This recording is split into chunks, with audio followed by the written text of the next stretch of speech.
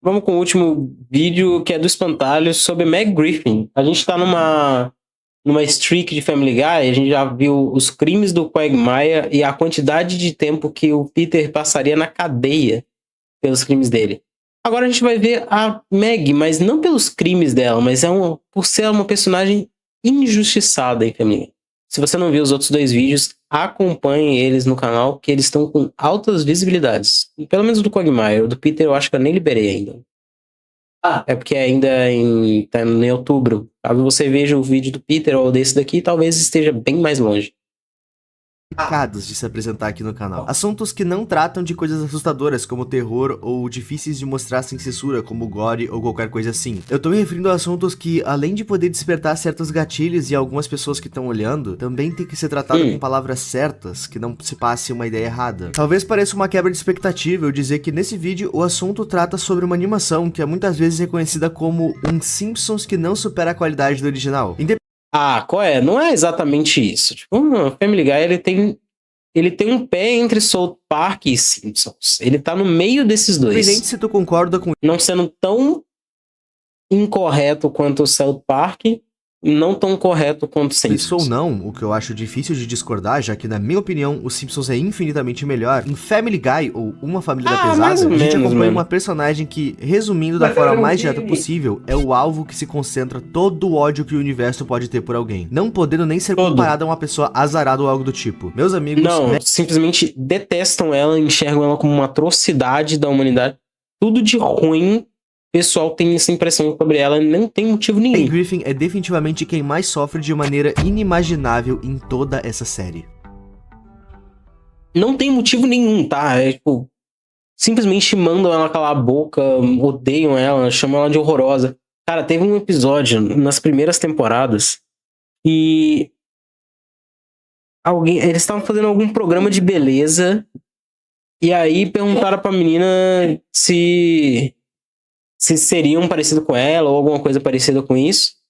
E a mulher, ela grita, corre entre pânico e se taca fogo. É muito gratuito, mano.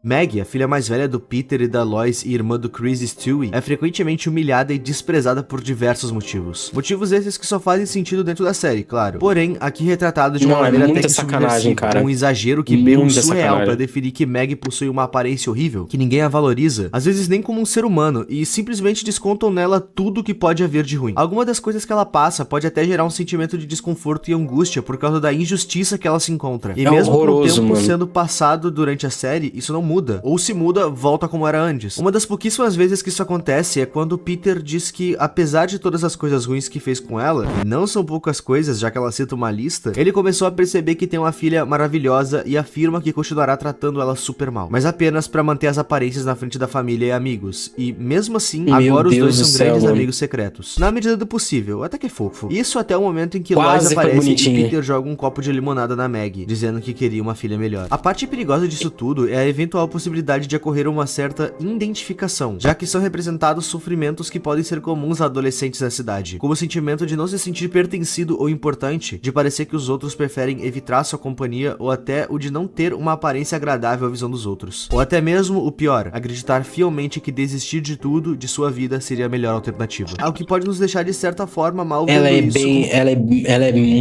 Ela fica muito nesse limiar de vida, porque cara, com a vida que ela tem, você não se impressiona dela chegar nessa conclusão. É muito com algum sofrido. tipo de empatia, de eu não acho isso justo, e não é. Toda vez que ela acha um amor na vida dela, ou alguém que pode ficar com ela, essa pessoa, ou ela é esquisita, ou ela é bizarra, ou ela tá envolvida em algum esquema, algum problema, alguma coisa. Sempre dá errado.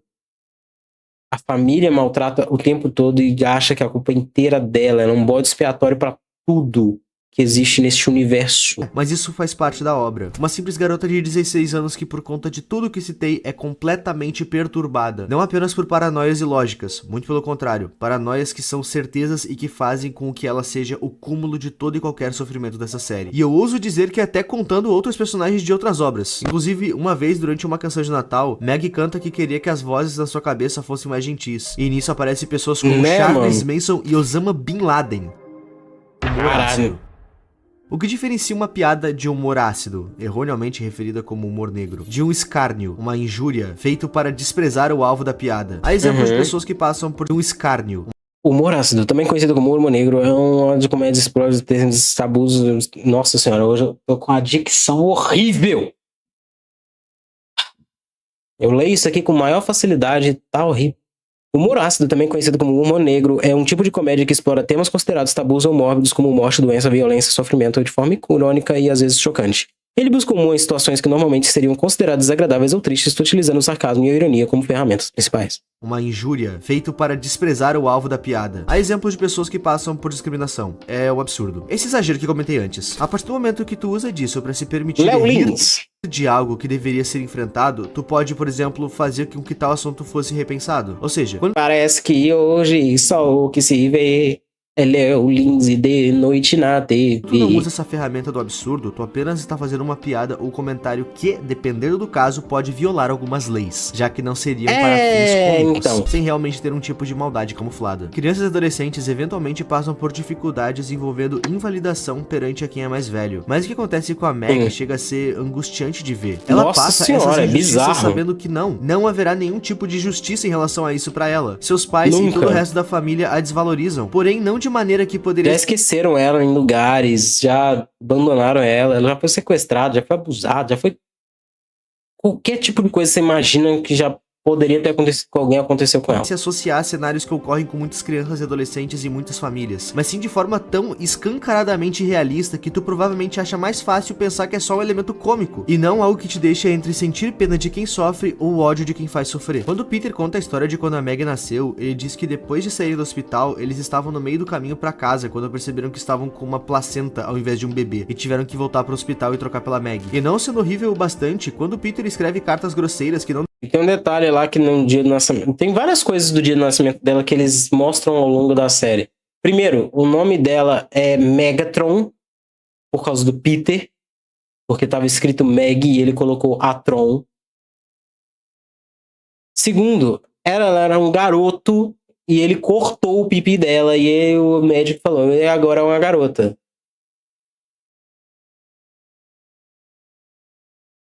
Nossa, é tanta coisa. Eu falei, qualquer coisa que você pensar que foi de errado, que foi feito com alguém, foi feito com ela. Deveriam ser enviadas, e mesmo assim acabam sendo. Meg recebeu uma que dizia que durante os primeiros 4 anos de vida dela, ele pensou que ela fosse o gato de casa. A Meg é tão perturbada que ela chega num nível de aceitar que ela tá no obscuro fundo do poço, na maior desgraça que uma pessoa pode sofrer, que até se acostumou com isso, chegando a estranhar algo não acontecendo como esperado. Um exemplo bizarro é quando a casa dos Griffins estava sendo invadida por ladrões, e sem nenhuma surpresa, toda a família desse... Nossa senhora. Nossa, nós vamos passar por isso mesmo? De que a Meg é que teria que sair do esconderijo pra buscar comida. Nesse processo, os ladrões capturam ela, sendo a maior preocupação do Peter nessa hora a mostarda do sanduíche dele. E mostra nas câmeras uma placa dizendo, estamos com seu filho, ou seja, Meg é confundida com um garoto. Lois corrige os ladrões, sendo que eles não acreditam que ela seja uma menina, e Peter simplesmente ignora o que tá acontecendo com a sua filha. Enquanto a Meg pergunta a um dos ladrões se não seria esse o momento que eles vão... dela. Nenhum dos ladrões entende, eles ficam visivelmente desconfortáveis com isso. Meg insiste e diz que ela está indefesa e que eles poderiam fazer um rodízio e que ela não vai gritar, afirmando que está falando sério. Um dos ladrões diz que eles não fariam isso, ainda bem incomodado, e a Meg surta, indo pra cima deles tentando beijar eles à força, o deixando mais assustado ainda. Quando a polícia chega, eles resgatam os Griffins e prendem os ladrões, que fazem uma queixa de... contra a Meg. Assim, a polícia alerta que ela deveria arrumar um advogado, mas a família não dá nenhuma importância pra isso, mesmo o policial reforçando em dizer que a Meg é uma... e pode passar anos na cadeia. A Meg é levada pela polícia e a sua família simplesmente não liga. Nossa, deu agonia de assistir a reprise desse episódio que... Nossa, que... Aparência. Aliás, Tortuoso. a aparência dela também é muito citada. E não é como se ela fosse retratada como fora de Ela um padrão não de é beleza. horrorosa. Ter o cabelo castanho ao invés de loiro, usar óculos, não parecer feminino o suficiente, enfim. A Meg é descrita pelas pessoas, inclusive pela sua própria família, sendo bem mais do que só feia. Na verdade, não apenas palavras que justificam isso, já que tem diversas cenas em que só a Meg Aí, ó, que eu falei da moça gritar. Será que ele vai mostrar até o final? Nossa senhora. aparecer, ou até mesmo se despir da frente dos vai. outros, Putz, grila, mano. Esse aí é muito bom. Putz, grila, quem mano. olha pra ela chega a tear fogo e se jogar Ah, e tem o cameraman por uma também que faz a janela, mesma ou começa coisa. a sangrar por todas as partes até Ah, tem isso também. Ela mostra os peitos dela e o cara, ele é desintegrado. derreter, como se essa lei pré-estabelecida que deteriora a imagem da Meg até mesmo como pessoa chega a níveis inexplicáveis, sendo necessário apenas aceitar que nesse mundo Como se ela Meg fosse tão uma horrorosa que anomalia, olhar pra ela é mano. perigoso, e só em um universo alternativo ela poderia ser bonita. Inclusive o Peter chega a contratar uma garota descrita como feia pra andar com a Meg, pra que a própria pareça minimamente menos feia do que ela seria. Carência. Algo importante também a se citar é sobre uma certa carência que a Meg tem. Tem um aspecto desse também que na realidade onde eles vivem, ela passa por uma transformação, depois fica loura e tal, canta, e eles fizeram um grupo de cantoria e ela ficou bonita por um tempo. Mas por um pequeno tempo. Desespero pra ser incluída e validada pelas outras pessoas. Também resultado de como é tratada por Ah, todos isso à daí sua é volta. horroroso. A Meg possui uma Ela fixação come o em querer resto fazer daquelas comidas ali. Pra ela se sentir participante do grupo.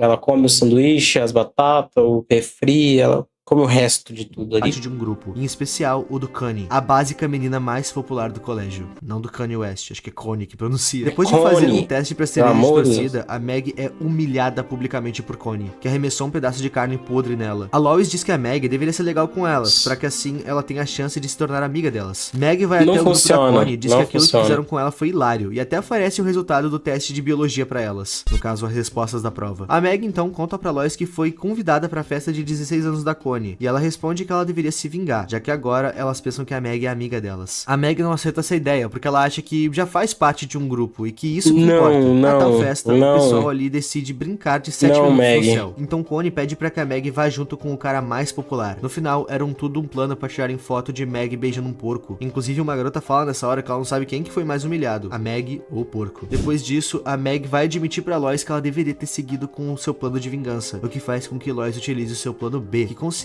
no Sr. Quagmire bater na porta da Kanye. Vamos ressaltar que isso é erradíssimo. Ah, não, eu já tenho uma vingança, filho. Aí chega o Quagmire na festa de adolescente. Quantos anos você tem, gatinha? 15? Disse 18? Isso vai ser muito legal. E ele entra. A gente já fez vídeo sobre o Quagmire, não vamos falar do Quagmire. É desnecessário falar o que acontece. Em outro momento, as amigas da Meg comentam que ela deveria chamar alguém pra sair, já que nunca teve nenhum namorado de verdade. O que surpreende é que é passada uma cena em que a Meg está indo fazer um piquenique com um cara que, Ai, cara, nossa senhora, tudo da Meg me dá um... vamos assim dizer, não está em seu melhor estado de vida. Parece que ele está um bom tempo assim. E Não, ela age como se não aquilo fosse está. normal. Depois disso, ela até fala com o tal cara descolado, mas ele não aceita sair com ela. Ah, Mania de perseguição. O que a Meg passa parece uma mania de perseguição, só que é um nível extremo, já que não é como se ela pensasse que estão todos contra ela ou que a odeiam, porque não é só o que ela Acontece pensa, mesmo. como também é o que ela realmente vive. Esse pensamento de o mundo me odeia é o resultado do que ela sofre, não só uma paranoia, mas uma verdade que existe no mundo dessa série, que mais uma vez deixando bem claro, não Absoluto. condiz com a realidade. Eventualmente pode ser que quem está nos assistindo já tenha sentido algo assim, só que se não acompanhado de um tratamento pode se tornar um sofrimento ao nível de depressão, ansiedade e outros transtornos Sim, muito mas no difíceis caso de dela é lidar sem literal. ajuda. E lembra, tu não tem culpa de se sentir assim. Meg, de fato, é odiada por sua família. Um dia, quando estava chovendo muito, os Griffin decidiram começar uma brincadeira de atirar. Nossa, E eu Meg gosto muito de quando isso acontece, porque ela estoura e fala a verdade pra todo mundo. E aí faz todo mundo se sentir mal. É o mínimo de momento onde ela é justiçada e ela tem o que ela merecia na vida.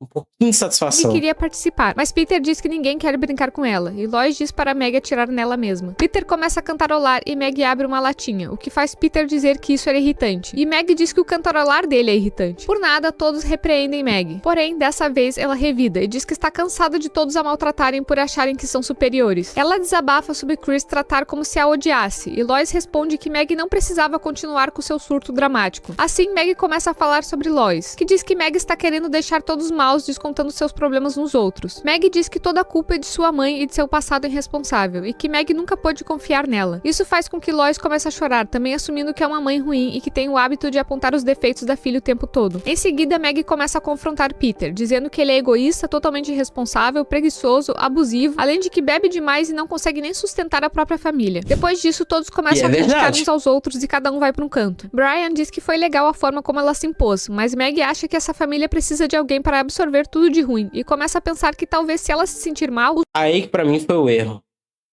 Porque ela se sacrificar pela família não chega nem a ser minimamente justo.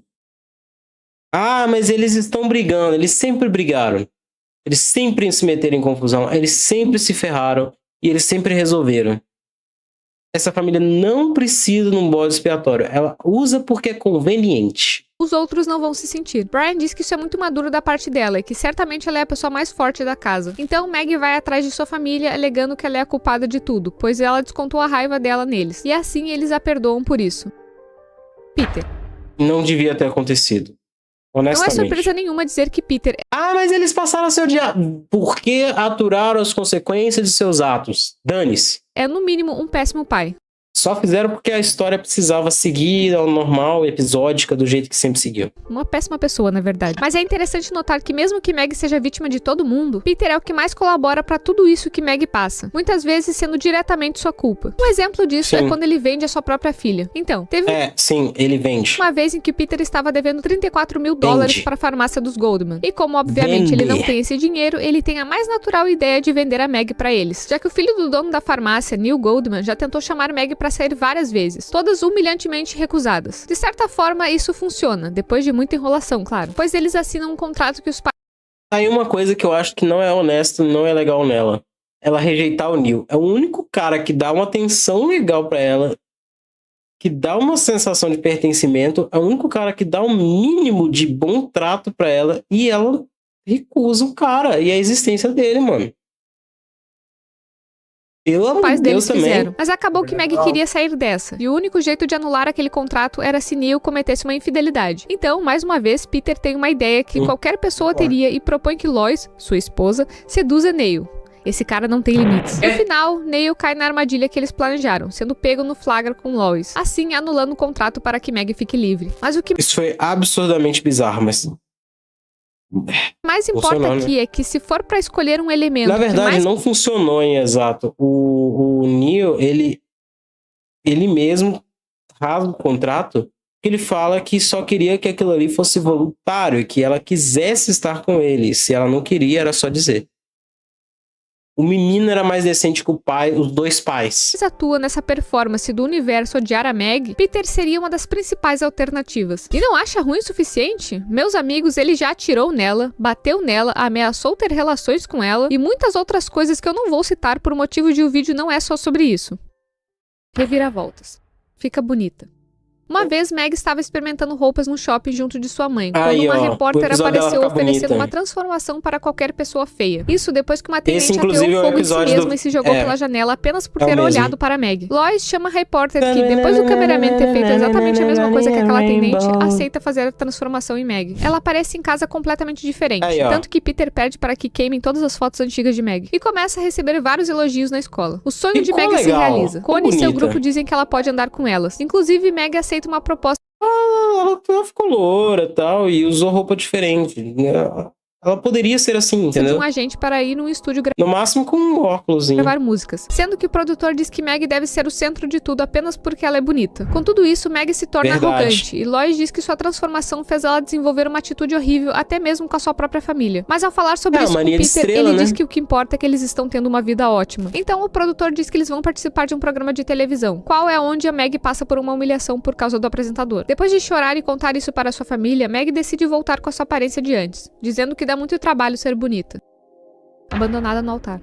Também houve um momento que Mas foi ela, o mais ela ficou muito legal. próximo de uma mudança na vida de Meg, algo diferente da invalidação e de tudo mais, mesmo que obviamente não tenha durado muito. Uma vez, a casa dos Griffin começou a alagar e Meg acabou se afogando e ficou em coma depois disso. No hospital, Peter começa a refletir sobre ele nunca ter tratado ela bem, e nisso vemos flashbacks dele sendo um babaca, o que mostra desde ele derrubando ela até atirando nela. Assim, ele diz que se Meg acordar, ele finalmente vai tratar ela bem, no mínimo como um ser humano. Depois de um tempo, o Dr. Michael Milano diz que a família pode ir para casa e que ele veria o estado de Meg. E aí, ela acorda. Peter cumpre sua promessa e começa a tratar Meg melhor. E até diz que qualquer coisa que ela quiser é só pedir. Porém, depois de ver que Michael queria levar Meg para sair, ele tenta impedir. Mas depois se conforma com isso. Ou quase. Depois de 3 semanas de relacionamento dos dois, Meg percebe que Peter fica observando eles durante o encontro. Assim, Michael...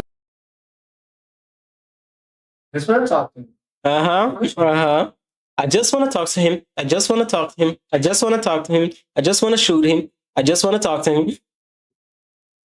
Diz que não pode seguir com esse relacionamento em que o pai de Meg sempre desconfia dele. É porque o garoto, supostamente, engravida a Meg e abandona ela. Peter vai educadamente até a casa do rapaz e fala: eu só quero falar com ele, eu só quero falar com ele, eu só quero falar com ele, eu só quero atirar nele, eu só quero falar com ele. Termina com ela. 2 semanas após isso, Meg conta a Peter que está grávida. Peter diz que só tem uma coisa a ser feita, e na cena seguinte ele aparece com um cabide. Mas esse cabide, cara, só tem uma coisa a ser feita, cabide. Era só pra pendurar uma roupa. Talvez há quem não vai entender essa piada, e vamos... não é uma boa. Se você entendeu essa piada, desculpe, mas... Vamos deixar assim. Depois eles vão pra casa de Michael para forçá-lo a casar com Meg. Peter ameaça ele com uma espingarda, mas depois de contar que Meg está grávida, Michael pede ela em casamento. Quando Meg está escolhendo seu vestido de casamento, Lois diz que ela não deveria passar por aquilo. Meg responde que ela não vai, digamos assim, usar aquele cabide. Lois diz que não estava falando disso, e sim que ela deveria beber e fumar um pouco para não acabar covarde como seu irmão. No dia do casamento, Meg está chorando e Lois pergunta o que aconteceu. Meg diz que não pode se casar porque não está grávida. Ela provavelmente leu o teste errado, já que ela ficou menstruada. Lois diz que ela tem que ser sincera, e se Michael gostar mesmo dela, ele vai querer se casar com ela mesmo assim. No altar, Michael diz que nunca amou alguém como está amando Meg, e então ela conta que não está grávida. Michael sai correndo, abandonando Meg no altar. Isso foi o mais próximo que ela teve de uma validação em toda a sua vida, mesmo que tenha acabado desse jeito. Vira bandido. Olha, dado a quantidade de coisas erradas que ela já fez nessa série, eu contaria depois de ter casado. Teria pelo menos prendido o cara. Ela contou no meio do altar e ele saiu correndo. Por quê? Ela não tava grávida. De uma forma inesperada, podemos dizer que houve um momento em que Meg quase, e frisa no quase, conseguiu se libertar desse ciclo vicioso. Mas mais recentemente, a gente tá falando, claro, do Family Guy antigo, mas mais recentemente ela teve um relacionamento estável e interessante com o filho do Homem-Galinha, o maior inimigo de Peter Griffin. E aí, ela vai ficar com eles lá na casa deles e tal. E o Homem-Galinha, ele é relutante quanto a isso. Ela teve uma demora para descobrir que era o Homem-Galinha Júnior, era o menino galinha. E para sair feliz com ela ali, meio que ela vai full rage mode, porque tem uma coisa que a gente não sabe sobre a Meg normalmente, mas se você acompanha a Family Guy, você sabe, é que ela já foi várias coisas extremamente funcionais, do tipo uma espiã russa. Ela é basicamente o soldado invernal de Family Guy também. Porque se ela recebe uma ligação e recebe um código lá, ela simplesmente ativa o modo espião russa dela e faz outras coisas. E aí, ela naquela casa, ela faz o que o Peter Griffin jamais conseguiu fazer, que é simplesmente arrancar a cabeça do Chicken Guy e acabar com tudo. Eu acho que era um jeito deles matarem a situação e nunca mais ter o Chicken Guy de novo, mas talvez seja só efeito cômico e ela não tenha matado eles de verdade. Mas fica aí a reflexão.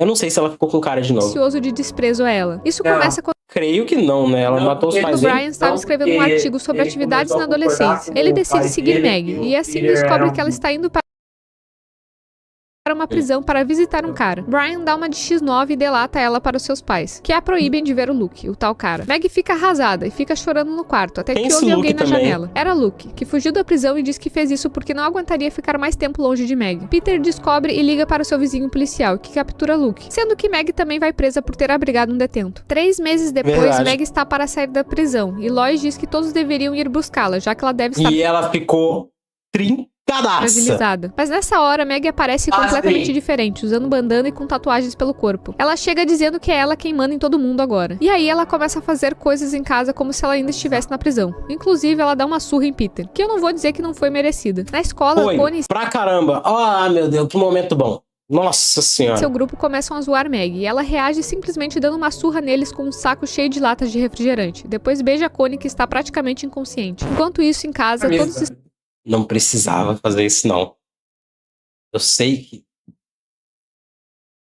Eu, na verdade, não sei. Estão conversando sobre o comportamento de Meg, sendo que ela ouve. Então todos culpam o Stewie. Meg manda Peter dar um soco nele e ele faz isso. Meg manda Brian ajudá-la a conseguir o dinheiro para ir embora. Assim, o ameaça com uma arma e obriga ele a dirigir até a farmácia dos Goldman. Ela faz um assalto, mas Brian diz que vai chamar a polícia. Meg responde que não liga pra isso, já que ninguém gosta dela mesmo, mas Brian diz que isso não é verdade. Na real, meio que é assim. E mostra um artigo que ele escreveu sobre ela. A Meg se comove ao ler esse artigo e fica arrependida. No final, Meg volta a ser como era antes, incluindo o tratamento que sempre recebeu de todos. Âncora para que tudo não afunde. Abre aspas. Eu sofrer não é algo ruim para os outros, mesmo que me machuque. Fecha aspas. É o que Meg teve que aceitar, mesmo isso sendo ridiculamente injusto e desumano. Mas isso é só uma série, então tá tudo bem. Não é legal, mano. Não é?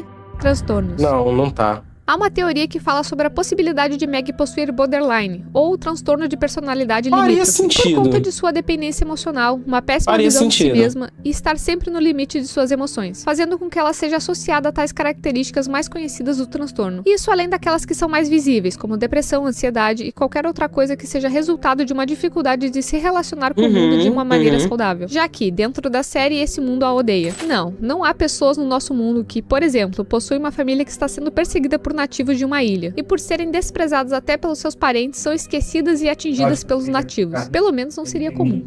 O que eu quero dizer é que se remover todo esse exagero ficcional, isso é apenas com o intuito de fazer uma comparação com a realidade. Vemos apenas uma adolescente sofrendo emocional e fisicamente por não se sentir e realmente ser compreendida, entre muitos e muitos outros pensamentos que todos sabemos que muita gente já teve ou ainda tem. Se por acaso tu... Cara, o Stewie, ele era muito estranho e muito escroto. Ele bebeu as lágrimas da Meg e sorriu. Se sentir angustiado tanto quanto essa personagem que tanto falamos aqui, procure ajuda. E lembra que o mundo não te odeia como acontece com ela na série. Tentamos abordar essa temática de sofrimento psicológico de uma forma que possa ser entendida por todos que estão nos assistindo. Por isso, agradecemos a atenção de vocês. Se tu tem alguma ideia de vídeo, incluindo de Family Guy, pode se sentir à vontade para nos sugerir. Esperamos que tenha curtido estar trazendo mais... Acho que eu vou sugerir pra eles fazerem um vídeo do Stewie e mostrar como é que ele deixou de ser mal. Ele deixou de ser um vilão da série pra só ser o ponto LGBT da série. Isso, infelizmente, eu tenho que concordar, porque ele deixou de ser mal, mano. Olha essa imagem dele de que ele bebia as lágrimas da própria irmã pra sentir um gosto doce. E hoje ele é só, tipo, um ponta solta ali que faz coisas estranhas, ou gosta de personagens pop, ou divas, ou se vestir de mulher... Ele não tem mais ápice de maldade, ele não tem mais objetivo de matar a mãe, matar o pai. Eu sei que isso foi, entre aspas, resolvido na série, mas ele ainda tinha um aspecto de maldade inato nele. Como é que isso sumiu? Não dá pra entender. Mas enfim, valeu Espantalho, valeu Ip, valeu Stelmi pelo vídeo. O vídeo foi muito legal. Muito bem produzido.